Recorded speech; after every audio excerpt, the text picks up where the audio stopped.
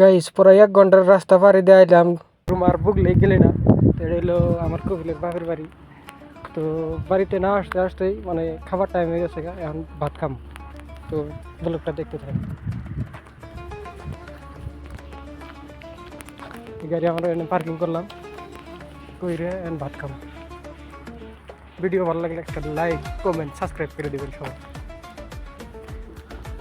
Guys এটা হলো বাড়ির ভিতরের দৃশ্য, দেখতে পারতেছেন।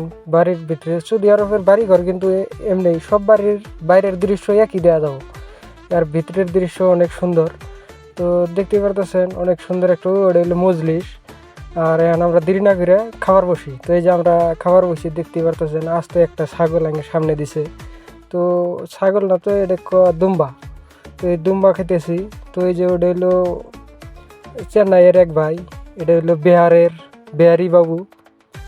আর আরেকজন আছে ড্রাইভার। মানে এখানে অনুষ্ঠান হইলে বিভিন্ন জায়গার থেকে বোন সেন ভাগি সাগি আসে না, তো বিভিন্ন ধরনের ড্রাইভার আসে। হয়েছে ওইটা শ্রম পাইছে, ওটার নাম হলো সিএম ভাই। সিএম ভাই থাকে কেরালা। তো তুই ছুটিতে গেছিলো, ছুটির থেকে আবার আইছে। তো বাড়ি ভালো দেখে আবার আইছে। তো দেখতে পারতেছেন মানে অনেক বড় সড়ো বাড়ি। এটা হলো আরেকটা যে পোলা আছে, ওটা পোলার বাড়ি। আর দেন গাড়ি পার্কিংয়ের জায়গা দেন, অনেক বড় সড়ো গাড়ি পার্কিংয়ের জায়গা। মানে অনেক গাড়ি, এই বাড়িতে গাড়ির অভাব নাই। 5-6 জন পোলাপান মনে করে আছে। আর এটা হলো ড্রাইভার গেরের রুম। ভিডিওটা ভালো লাগে লাইক করো।